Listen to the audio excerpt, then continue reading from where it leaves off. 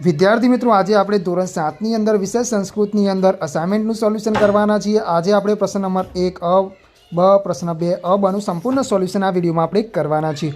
તો જોઈએ વિદ્યાર્થી મિત્રો, અન્ય વિષયના વિડીયો પણ આપણી ચેનલ પર મુકાઈ ગયા છે, તો ત્યાં જઈને તમે જોઈ શકો છો। પહેલો પ્રશ્ન છે પ્રશ્ન 1, નીચે આપેલા ગદ્યખંડોનો માતૃભાષામાં અનુવાદ કરો।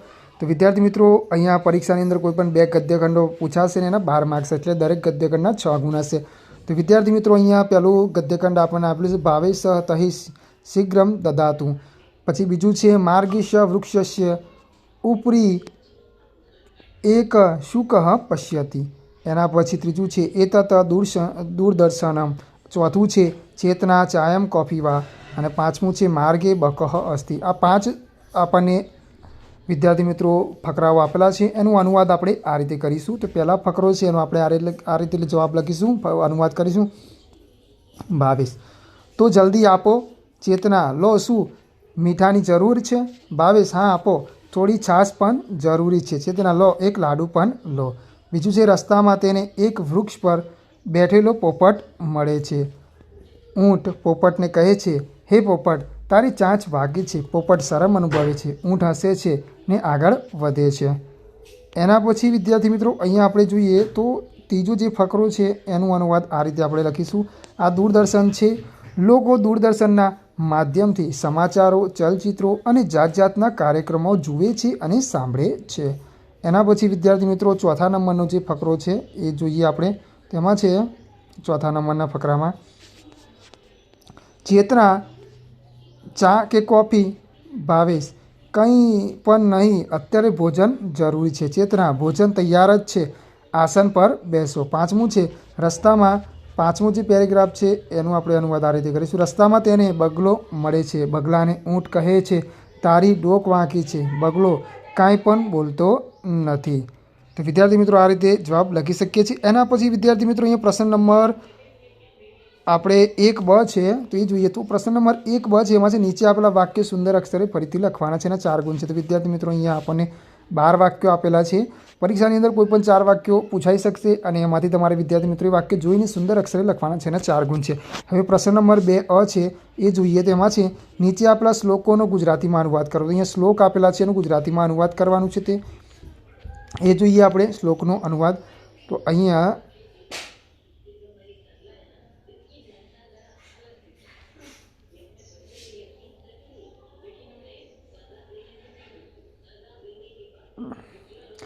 પ્રશ્ન 2 છે, એમાં નીચે આપણા શ્લોકોનો ગુજરાતીમાં અનુવાદ કરો। તો આ રીતે આપણે લખીશું।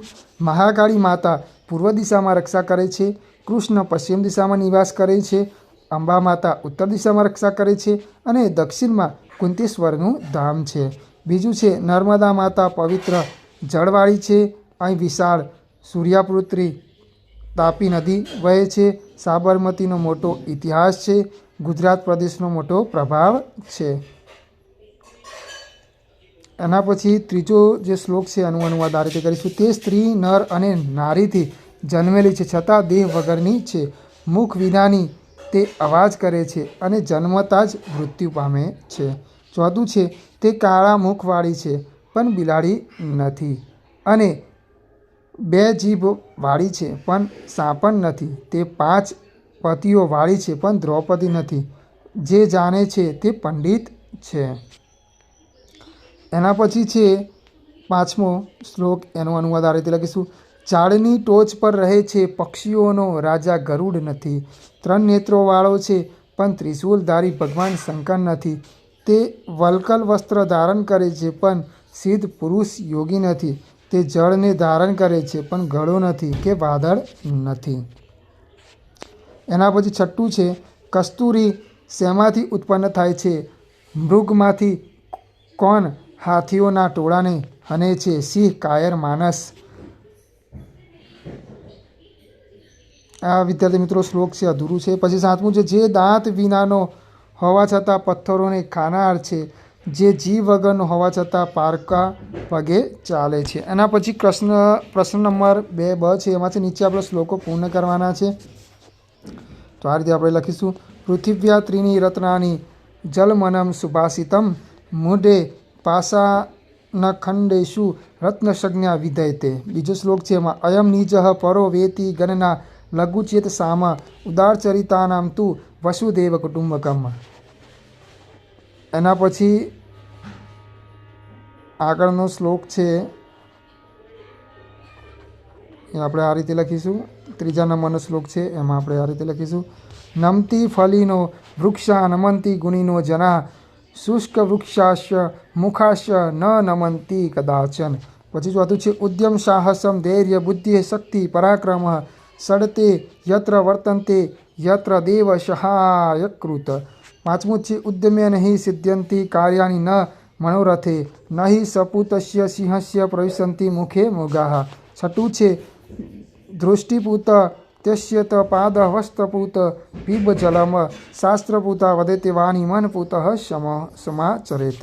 તો વિદ્યાર્થી મિત્રો આ રીતે આપણે શ્લોક છે લખી શકીએ. હવે વિદ્યાર્થી મિત્રો અહીંયા પ્રશ્ન નંબર 2 છે નીચે આપેલા ધાતુનો ક્રિયાપદમાં ફેરવો. તો ખાદ તો ખાદંતી, પદ તો પતંતી, પટ તો પઠંતી, પશ્યતમાં આવશે પશ્યંતી, પીબ તો એમાં આવશે પીબંતી, લિખતમાં આવશે લિખંતી, ક્રીડતમાં આવશે ક્રીડંતી, ગચ્છ તો ગચ્છંતી, ધાવ તો ધાવંતી, વદ તો વદંતી. તો વિદ્યાર્થી મિત્રો આગળ નવી વિડીયોમાં આપણે નવા પ્રશ્નો સાથે ફરીથી મળીશું.